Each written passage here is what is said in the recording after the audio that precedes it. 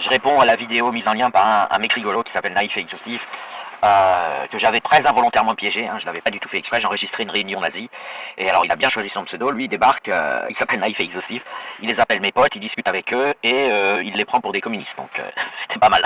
Donc du coup ça a donné lieu ensuite à une amplification à travers les entités en présence sur YouTube, parce que, bon bref, il s'est ridiculisé. Alors moi j'ai vu sa participation à une réunion nazie, mais les autres ils ont aussi vu ses propos, son contenu qui était rigolo comme tout, il faisait un peu comme s'il était supérieur à tout le monde, il disait qu'il faisait qu'une bouchée de Amir Aposta, mais que les autres étaient d'extrême droite, etc. Bon là, j'ai un croisé, bon il se trouve que son tweet est atterri dans ma TL et il a mis une vidéo YouTube d'1h20 qui essaye, donc d'un islam gauchiste et d'un militant qui s'appelle le Fou Allié, et qui prétend débunker le livre de Florence Bergeau-Blacker. Alors je vous recommande, bon c'est chiant, vous pouvez taper avec la souris parce que il n'y a pas ce genre de vidéo, si vous voulez, il n'y a pas mieux pour constater que Florence Bergeau-Blacker a raison. C'est-à-dire que si son livre ou si ce qu'elle dit était critiquable, une telle vidéo n'existerait pas. Quand vous voyez une vidéo qui dure 1h20 comme ça, et qui arrive à ne rien raconter plus quelques gros mensonges introduits ici ou là, mais qui ne sont pas l'essentiel de la vidéo, il ment pas pendant 1h20, le mec, il ment à 3 à 4 reprises pendant 5 minutes. Mais il n'y aurait pas besoin de faire tout ça si elle avait eu tort. Mais je vais vous décrire quand même pour les gens qui connaissent pas le CNRS et qui connaissent pas tout ça, enfin tous ces échanges pseudo-scientifiques, je vais vous décrire quand même un peu les points clés utilisés par l'islamo-gauchisme pour critiquer un livre ou pour critiquer tout simplement la dénonciation de l'islam. L'essentiel dont ils partent, c'est-à-dire qu'en fait ça prend 1 seconde, mais ils vont prendre 1 heure pour cacher que ça pourrait prendre 1 seconde.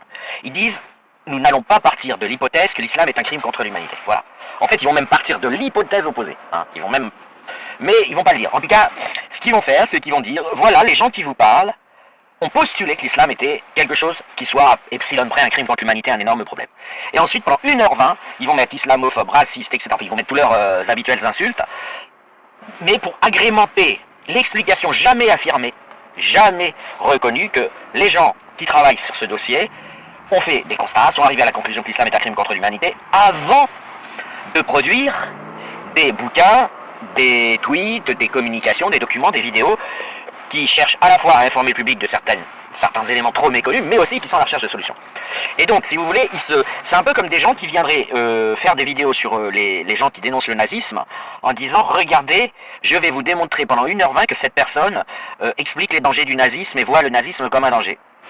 Le mec, ben évidemment.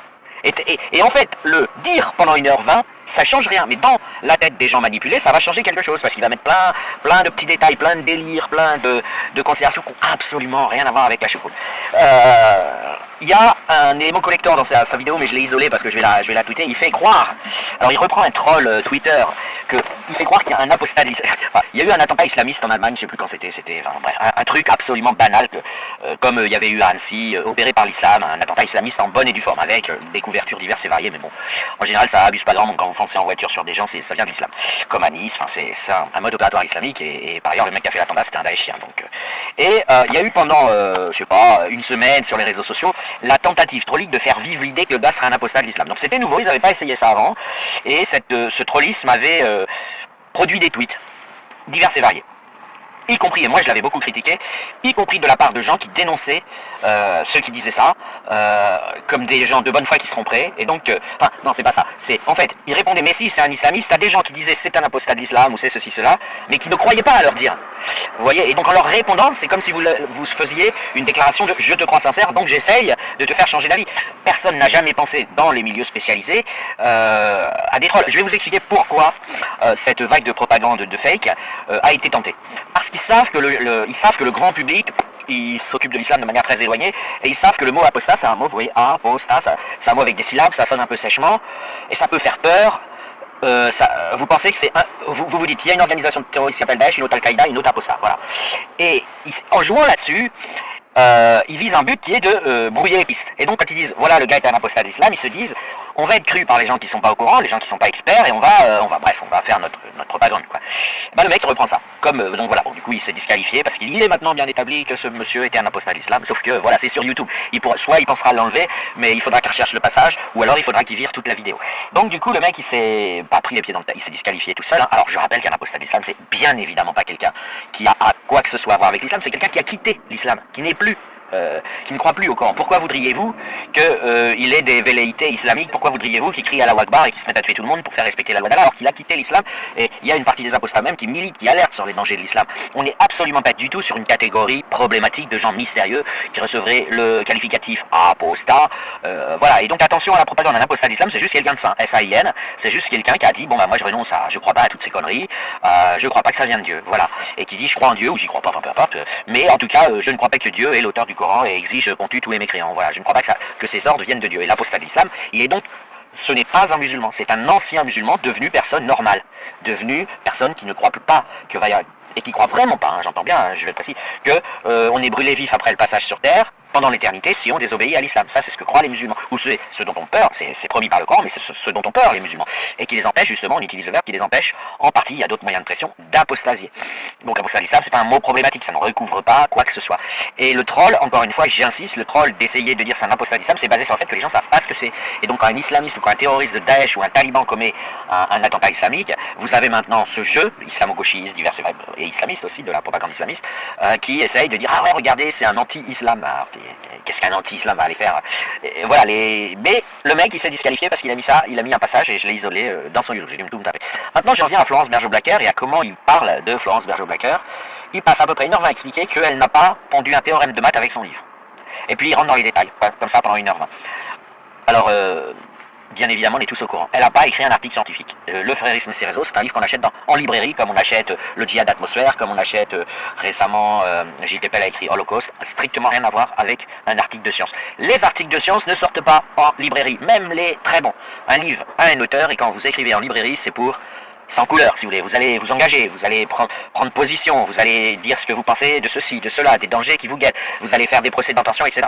Je veux dire, je sais pas, prenons des livres écrits, par Mitterrand qui a écrit La paille et le grain, c'est un livre politique, vous prenez tous les livres qui sont écrits par des personnalités qui soient politiques ou autres, sont des livres engagés. Il y a même Édouard Philippe récemment qui s'est même pris au jeu et qui a sorti un livre, j'ai vu ça dans une FNAC. Bon, et ben c'est pas interdit à des gens qui bossent au CNRS d'écrire des livres, voilà, c'est pas interdit. Et Florence Bergeau-Blacker, comme elle bosse sur l'islam, et comme elle bosse d'une manière critique, c'est un alerte sur les dangers de l'islam, et ça je rappelle que c'est interdit, il y a des attentats, les chercheurs sont sous pression, ils n'ont pas le droit de critiquer l'islam, donc généralement on affecte très peu de crédit à la critique de l'islam, par contre il y a énormément de critiques, sous effectivement l'influence de la mafia islamique, il y a énormément de critiques, des gens qui critiquent l'islam, voilà, pour le pas de vague, pour tout un tas de trucs, c'est parfaitement connu, de toute façon c'est très simple, hein. Si vous voulez montrer que Florence a tort ou que le mouvement anti-islam a tort, bah vous promenez, vous devenez influenceur, vous montrez votre tête, vous mettez des t-shirts avec les caricatures de Charlie Hebdo ou avec écrit en gros l'islam est faux, et on regarde si vous n'avez pas peur. Parce que normalement, si vous étiez en cohérence avec vos positions, vous devriez dire j'ai pas peur, tout ça c'est du mytho, on n'est pas menacé par l'islam quand on blasphème, et voilà, parce que vous avez quand même dans ce mouvement des gens capables de dire que s'il n'y a pas de film et pas de livre, hein, je rappelle qu'il n'existe ni film ni livre, genre le livre de France, c'est très gentil, hein, mais il n'existe pas d'œuvre artistique. L'islam est une exception dans le monde. Il ne se laisse pas blasphémer. Donc Salman Rushdie a été condamné à mort, l'Occident a fermé sa gueule, le Danemark a interdit le blasphème de l'islam dans sa loi parce qu'il dit on ne peut pas faire autrement. Salwan Momika a été assassiné récemment pour avoir volé des Corans. La rédaction de Charlie, je ne sais pas si on mesure ce que ça veut dire, la rédaction d'un journal français, la rédaction tout entière a été exécutée par l'islam, Samuel Paty a été exécuté par l'islam, tous les gens qui ont critiqué l'islam officiellement sont sous haute protection, les gouvernements occidentaux ne savent pas quoi faire et ils interdisent à leurs citoyens de critiquer l'islam parce que les protéger coûte trop cher, ce qui n'est pas idiot, hein. C'est pas idiot, Florence Bergeau-Blacker est sous protection, probablement que la protéger coûte plus cher que le salaire qu'elle touche en tant que fonctionnaire d'État.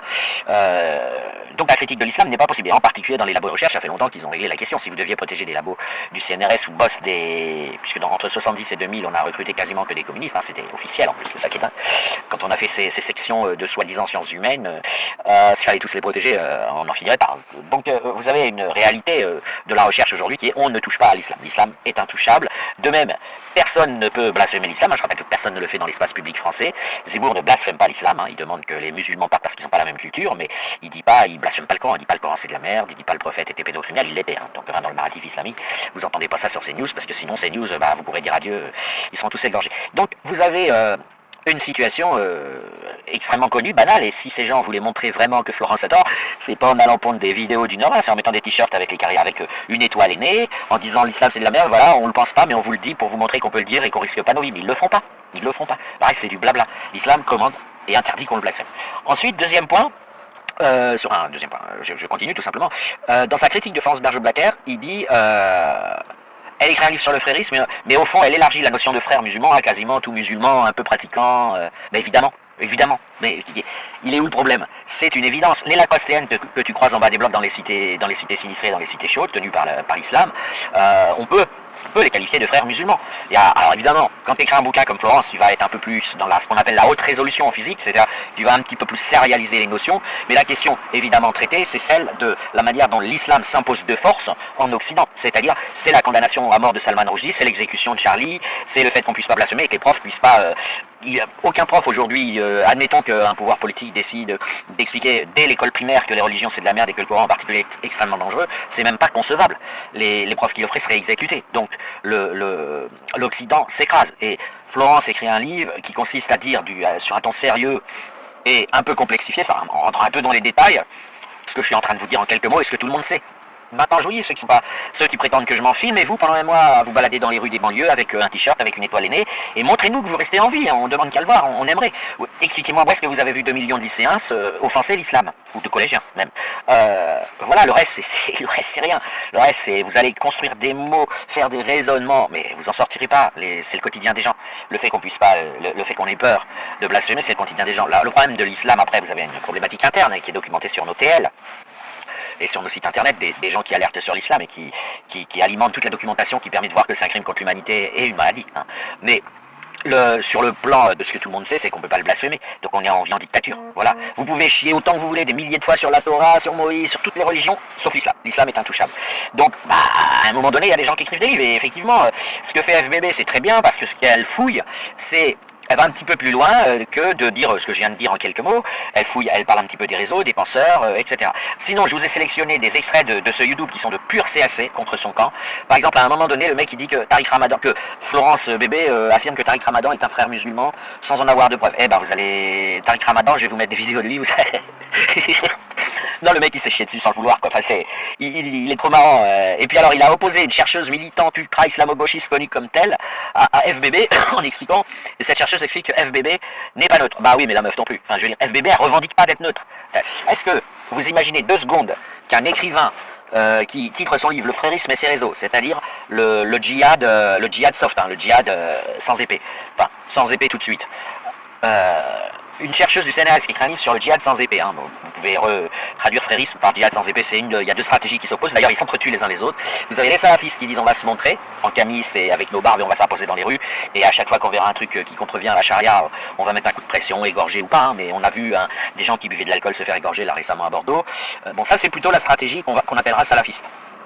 Et puis vous avez une deuxième, et encore une fois, il ne s'agit pas de catégorie ultra scientifique, il s'agit de 2 grandes tendances dans la conquête islamique. La deuxième, c'est le frérisme, c'est-à-dire vous arrivez habillé comme Tariq Ramadan et vous défendez l'islam tout simplement. Voilà, vous défendez l'islam à la télé, dans les tribunaux, vous faites des procès en islamophobie, bref, vous fatiguez tout le monde.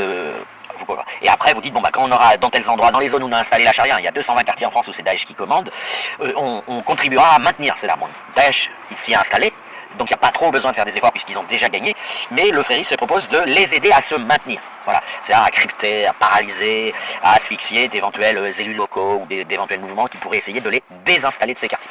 Donc voilà, le frérisme, c'est un truc très simple, ça désigne juste une façon d'imposer l'islam. Ils s'entretuent avec les salafistes, ils n'hésitent pas, de toute façon en islam tout le monde s'entretue, Daesh et les talibans s'entretuent, ils pensent exactement pareil, mais ils s'entretuent pour des raisons sur lesquelles je ne vais pas revenir, etc. Je vous recommande vraiment de regarder son YouTube, c'est réellement un très bon exercice pour les gens, pour qu'ils voient pour qu'ils puissent se demander à eux-mêmes, est-ce que je vois tout de suite à quel point le mec c'est contre-productif, il s'est tiré une balle dans le pied.